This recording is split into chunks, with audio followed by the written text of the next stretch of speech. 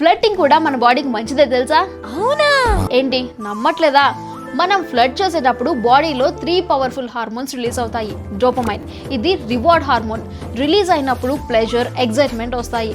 Most importantly dopamine release అయ్యాక stress hormone cortisol తగ్గిపోతుంది.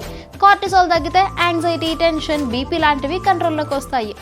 Endorphins, ఇవి natural pain killers.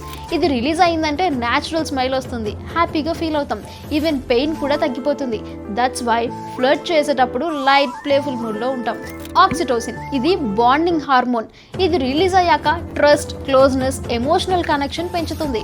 So flirt చేసినప్పుడు మనకి పాజిటివ్ బాండింగ్ ఫీల్ అవుతుంది, లోన్లీనెస్ తగ్గిపోతుంది. సో నెక్స్ట్ టైం ఎవరో ఫ్లర్ట్ చేసినప్పుడు సిల్లీగా తీసుకోకండి. బాడీకి హ్యాపీ హార్మోన్స్ బూస్ట్ అయ్యే చోట ఫ్లర్టింగ్ ఒక న్యాచురల్ స్ట్రెస్ బస్టర్లా పనిచేస్తుంది. కానీ గుర్తుపెట్టుకోండి, ఫ్లర్టింగ్ ఫన్గా ఉండాలి, but at the same time రెస్పాన్సిబుల్గా ఉండాలి. ఎవరితో పడితే వాళ్ళతో, ఎంతమందితో పడితే అంతమందితో చేస్తే దాన్ని ఫ్లర్టింగ్ అనరు. ఆల్రెడీ రిలేషన్షిప్లో ఉన్న వాళ్ళని డిస్టర్బ్ చేయకండి. అన్వాంటెడ్ ఫ్లర్టింగ్ అవాయిడ్ చేయండి. రెస్పెక్ట్ మెయింటైన్ చేస్తూ ఫ్లర్ట్ చేస్తే మాత్రమే అది హెల్తీగా ఉంటుంది. ఈ వీడియో కింద కమెంట్స్లో మీ క్రష్ను ట్యాగ్ చేయడం మర్చిపోకండి.